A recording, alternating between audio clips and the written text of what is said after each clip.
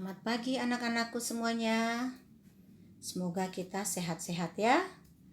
Nah, kembali lagi kita belajar di PJJ minggu yang ke-8 ini. Kita masuk materi kemolaran. Kemolaran menyatakan jumlah mol zat terlarut dalam tiap liter larutan. Kemolaran dinyatakan dalam satuan mol per liter.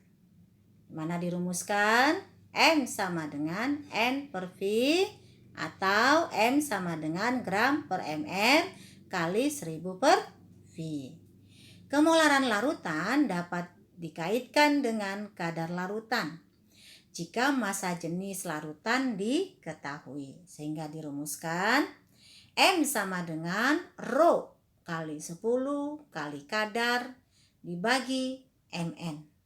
Di mana M adalah kemolaran, N jumlah mol zat, V adalah volume larutan, G adalah massa zat, Mr massa molekul relatif, rho massa jenis larutan, M massa zat terlarut, Mn massa molar.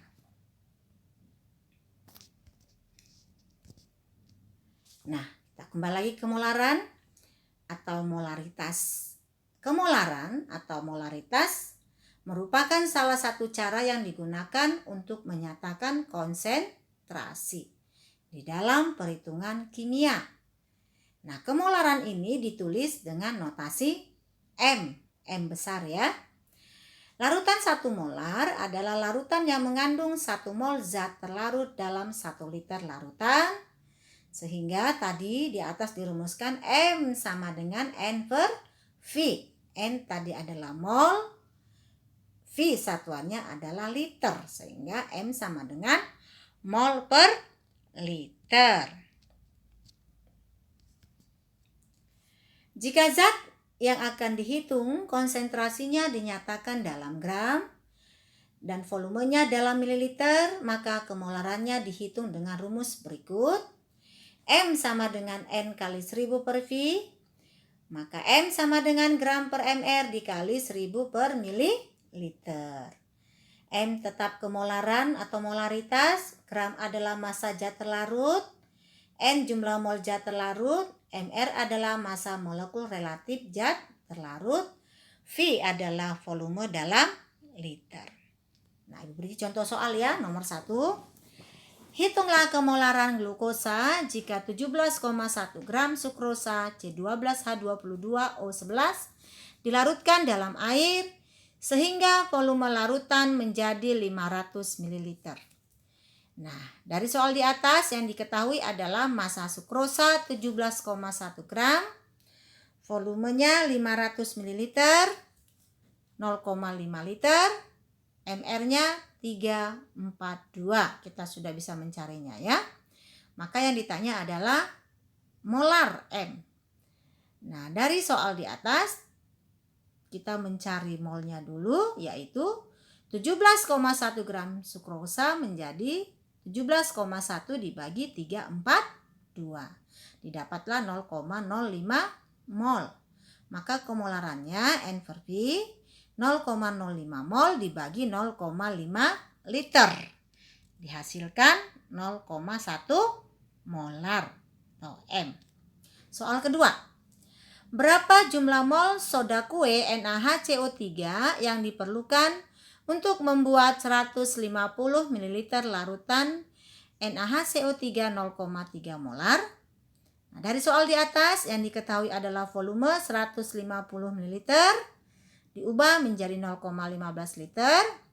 Molarnya NaHCO3 0,35, jumlah mol NaHCO3 yang ditanya. Maka dari soal di atas, dalam NaHCO3 0,3 molar berarti 1 liter larutan mengandung 0,35 mol NaHCO3.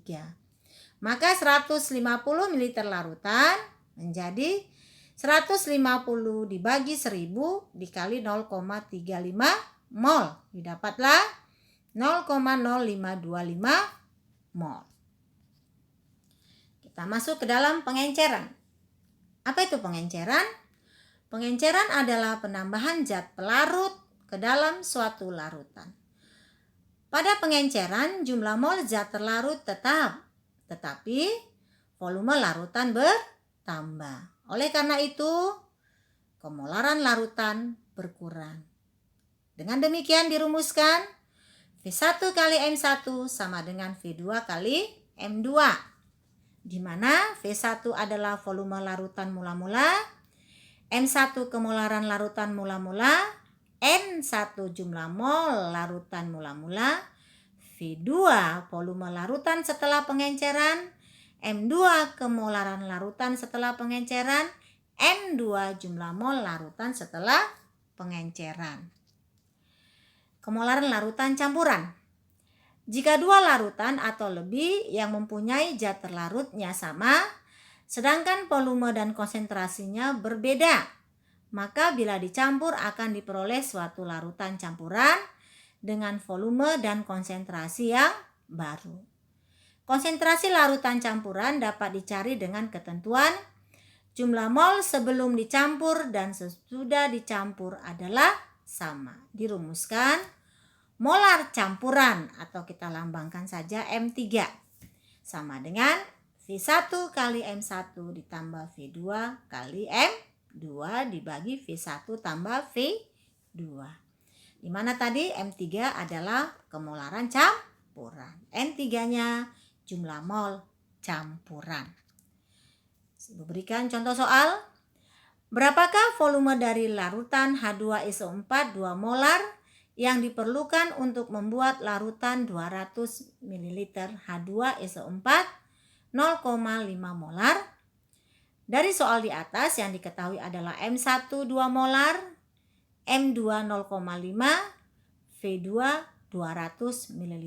Yang ditanya adalah V1. Maka rumusnya V1 M1 sama dengan V2 M2 atau M1 V1 sama dengan M2 V2 adalah 2 kali V1 sama dengan 0,5 kali 200. Sehingga V1 adalah 50 ml. Contoh berikutnya, untuk membuat 200 ml H2SO4 4 molar dari asam sulfat 98%, maka 1,8 kg per liter. Hitunglah kemolaran asam sulfat pekat dan volume asam sulfat yang diperlukan. Dalam soal ini nanti yang ditanya ada dua, yaitu molar yang mengandung massa jenis, kedua volume campuran. Maka kemolarannya adalah M sama dengan Rho kali 10 dikali kadar dibagi massa molar. Masukkan nilainya 1,8 kali 10 kali 98 dibagi 98. Karena MR adalah 98, bisa dicari ya. Maka didapatlah molarnya 18 mol per liter. Sehingga dengan demikian volume asam sulfat dalam campuran tadi V1M1 sama dengan V2M2. V1 kali 18 dikali 200 kali 4. Maka V1 44,44 ml. Contoh berikutnya. Berapa mililiter air harus dicampur dengan 100 ml larutan NaOH 0,5 molar sehingga menjadi 0,2 molar. Dari soal di atas yang diketahui adalah V1 100 ml, M1 0,5, M2 0,2. Yang ditanya adalah V2. Nah, untuk V2 kita misalkan volume air yang ditambah sebesar X mililiter. Maka V2 sama dengan 100 tambah X mililiter. Karena tadi V1 adalah 100. Sehingga V1 M1 sama dengan V2 M2. Masukkan nilainya 100 kali 0,5 sama dengan 100 tambah X dikali 0,2. 100 kali 0,5 adalah 50 sama dengan 100 kali 0,2 adalah 20. X kali 0,2 adalah 0,2X. Sehingga didapatlah X sama dengan 50 kurang 20 dibagi 0,2. sehingga didapatlah 150 ml. Inilah tentang materi yang kita pelajari hari ini.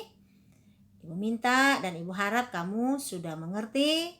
Andai belum mengerti, dimohon untuk bertanya pada classroom. Ini Ibu berikan ada 5 soal. Selamat bekerja dengan baik. Tuhan memberkati.